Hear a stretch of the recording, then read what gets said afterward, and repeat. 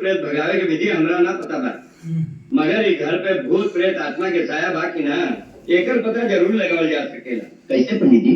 5 गो नींबू मनवाई। नींबू? नींबू कैसे पंडित जी? अरे पहले मनवाई तब, और वो कमरा के लिए बा बत्तो जी वाला।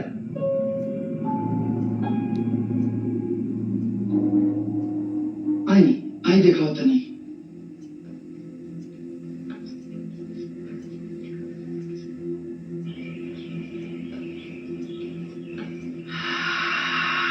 ये बा नींबू लेके आवा।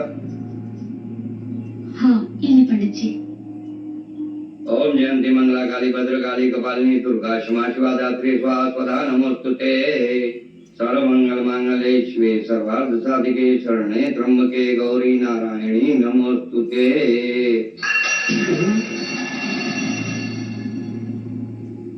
हाँ पंडित जी वो पिला रही है, वो हमेशा कुछ ना कुछ गिरावत रहे, अरे वो पूजा करी।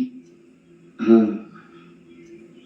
अभी निगुन के केव छुई ना तो वही का पूरा दिन पूरा रात इन निगुन के केव छुई ना, काल सवेरे के काट के देखल जाए। तो का हुई? काटे पे अंदर कैसन रंग होए के चाहे।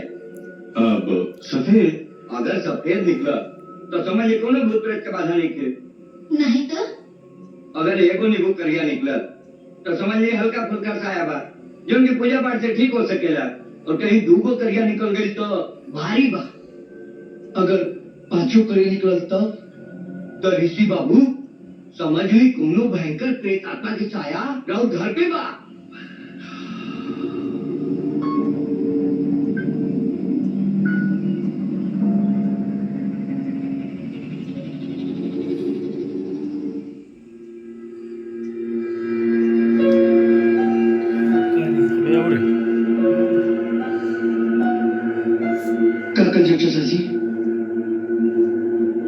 कल सुबह तक इन नींबुओं की रखवाली करे के बाद, ताकि बाहर से कोनो आके कोनो गड़बड़ी न करे।